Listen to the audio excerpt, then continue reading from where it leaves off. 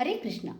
ಈಗ ನಿಮ್ಮ ಮುಂದೆ 21ರಿಂದ 30 ಶ್ಲೋಕ ಮತ್ತು ಅದರ ಅರ್ಥವನ್ನು ಹೇಳುತ್ತೇನೆ.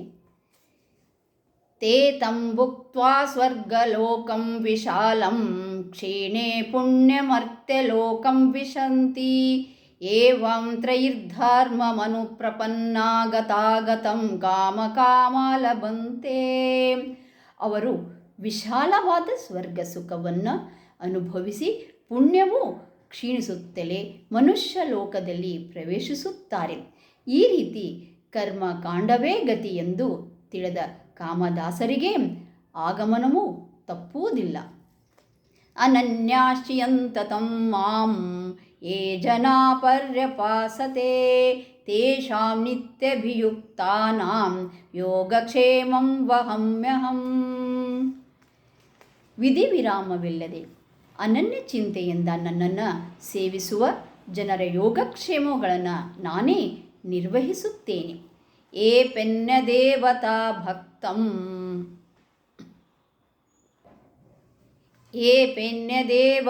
ಭಕ್ತಾಂ ಯಜಂತೆ ಶ್ರದ್ಧಯಾನ್ವಿತಾಃ ತೇಪಿ ಮಾಮೇವ ಕೌಂತೇಯ ಯಜಂತೆ ವಿಧಿಪೂರ್ವಕಂ. ಅರ್ಜುನ, ಶ್ರದ್ಧೆಯಿಂದ ಇತರ ದೇವತೆಗಳನ್ನು ಪೂಜಿಸುವವರು ಸಹ ನನ್ನ ಆರಾಧಿಸುವವರೇ ಆಗಿರುತ್ತಾರೆ. ಆದರೂ ಅವರ ಪೂಜೆಯು ವಿಧಿಪೂರ್ವಕವಾದುದಲ್ಲ. ಅಹಂ ಹಿ ಸರ್ವಯಜ್ಞಾನಾಂ ಭೋಕ್ತಾ ಚ ಪ್ರಭುರೇವ ಚ ನ ತು ಮಾಮಭಿಜಾನಂತಿ ತತ್ವೇನಾತಶ್ಚ್ಯವಂತಿ ತೇ. ಸಮಸ್ತ ಯಜ್ಞಗಳ ಫಲಭೋಕ್ಷವು ಪ್ರಭುವು ನಾನೇ. ವಾಸ್ತವವನ್ನು ತಿಳಿಯದೆ ಅವರು ವಿಭ್ರಷ್ಟರಾಗುತ್ತಾರೆ. ಯಾಂತಿ ದೇವವ್ರತಾ ದೇವಾನ್ ಪಿತ್ವಾನ್ ಯಾಂತಿ ಪಿತೃವ್ರತಾಃ ಭೂತಾನಿ ಯಾಂತಿ ಭೂತೇಜ್ಯ ಯಾಂತಿ ಮಜ್ಜಾಜಿನೋಪಿ ಮಾಂ. ದೇವತಾ ಭಕ್ತರಿಗೆ ದೇವತೆಗಳು ಪ್ರಾಪ್ತಿ, ಪಿತೃಗಳನ್ನು ಪೂಜಿಸುವವರಿಗೆ ಪಿತೃದೇವತಾ ಪ್ರಾಪ್ತಿ, ಭೂತೋಪಾಸಕರಿಗೆ ಭೂತಗಳ ಪ್ರಾಪ್ತಿ, ನನ್ನನ್ನು ಸೇವಿಸುವವರಿಗೆ ನನ್ನ ಪ್ರಾಪ್ತಿ. ಪುತ್ರಂ ಪುಷ್ಪಂ ಫಲಂ ತೋಯಂ ಯೋ ಮೇ ಭಕ್ತ್ಯಾ ಪ್ರಯಚ್ಛತಿ ತದಹಂ ಭುಕ್ತ್ಯ ಪ್ರವೃತ್ತಂ ಅಶ್ನಾಮಿ ಪ್ರಯತಾತ್ಮನಃ. ಭಕ್ತನು ಭಕ್ತಿಪೂರ್ವಕವಾಗಿ ಸಮರ್ಪಿಸುವ ಪತ್ರ, ಪುಷ್ಪ, ಫಲ, ನೀರು ಇವುಗಳನ್ನು ಪ್ರೇಮದಿಂದ ನಾನು ಸ್ವೀಕರಿಸುತ್ತೇನೆ. ಯತ್ಕರೋಷಿ ಯದಾಚ್ಛಾಸಿ ಯಜ್ಜುಹೋಪಿ ದದಾಸಿ ಯತ್ತಪಸ್ಯಸಿ ಕೌಂತೇಯ ತತ್ಕುರುಷ್ವ ಮಧುರ್ಪಣಂ. ಕೌಂತೇಯ, ನಿನ್ನ ಕೆಲಸಗಳನ್ನು ನೀನು ತಿನ್ನುವುದನ್ನು, ನಿನ್ನ ಜಪತಪವನ್ನು ನೀನು ದಾನ ಧರ್ಮ ಈ ಸಮಸ್ತಗಳನ್ನು ಸಮರ್ಪಣ ಭಾವದಿಂದ ನನಗೆ ಸಮರ್ಪಿಸು.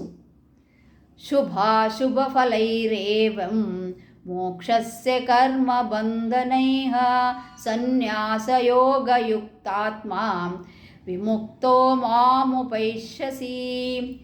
ಈ ವಿಧವಾಗಿ ಸಮರ್ಪಣಾ ಭಾವವನ್ನು ಆಶ್ರಯಿಸಿ ನೀನು ಪುಣ್ಯ ಪಾಪರೂಪವಾದ ಕರ್ಮಬಂಧಗಳಿಂದ ಮುಕ್ತ ಸಾಗುವ ಸನ್ಯಾಸಯೋಗ ಯುಕ್ತನಾಗಿ ನನ್ನನ್ನು ಸೇರುವೆ. ಸಮೋಹಂ ಸರ್ವಭೂತೇಷು ನ ಮೇ ದೈಶೋಸ್ತಿ ನ ಪ್ರಿಯಃ ಯೇ ಭಜಂತಿ ತು ಮಾಂ ಭಕ್ತ್ಯಾ ಮಯಿ ತೇ ತೇಷು ಚಾವ್ಯಹಂ. ಸಮಸ್ತ ಜೀವರಾಶಿಗಳಲ್ಲಿ ನಾನು ಸಮನಾಗಿದ್ದೇನೆ. ನನಗೆ ದ್ವೇಷಿಗಳೂ ಇಲ್ಲ, ಪ್ರಿಯರೂ ಇಲ್ಲ. ಆದರೂ ಭಕ್ತಿಪೂರ್ವಕವಾಗಿ ನನ್ನನ್ನು ಭಜಿಸುವರಲ್ಲಿ ನಾನು, ನನ್ನಲ್ಲಿ ಅವರು ಇರುತ್ತಾರೆ. ಅಪಿ ಚೇತ್ ಸುದುರಾಚಾರೋ ಭಜತೆ ಮಾಂ ನನ್ಯಭಾಕ್ ಸಾಧುರೇವ ಸಮಂತವ್ಯಃ ಸಮ್ಯಗ್ವಸಿತೋ ಹಿ ಸಹ. ಮಿತಿಮೀರಿದ ದುರಾಚಾರಿಯಾದರೂ ಸಹ ವಿಧ ವಿಧವಾದ ವಿಕಲ್ಪಗಳನ್ನು ತ್ಯಜಿಸಿ ನನ್ನನ್ನೇ ಭಜಿಸಿದರೆ ಅವರು ಧನ್ಯನೇ ಎಂದು ತಿಳಿ, ಏಕೆಂದರೆ ಅವನ ನಿಶ್ಚಯವು ಉತ್ತಮವಾದುದು. ಇದಿಷ್ಟು 21ರಿಂದ 30 ಶ್ಲೋಕ ಮತ್ತು ಅದರ ಅರ್ಥವನ್ನು ಹೇಳಿದ್ದೇನೆ. ಮತ್ತೆ ನಿಮಗೆ 31ರಿಂದ 34 ಶ್ಲೋಕ ಮತ್ತು ಅದರ ಅರ್ಥವನ್ನು ಹೇಳುತ್ತೇನೆ. ಅಲ್ಲಿಯವರೆಗೆ ಹರೇ ಕೃಷ್ಣ ಕೃಷ್ಣ ಕೃಷ್ಣ ಹರೇ ಹರೇ, ಹರೇ ರಾಮ್ ರಾಮ ರಾಮ ಹರೇ ಹರೇ.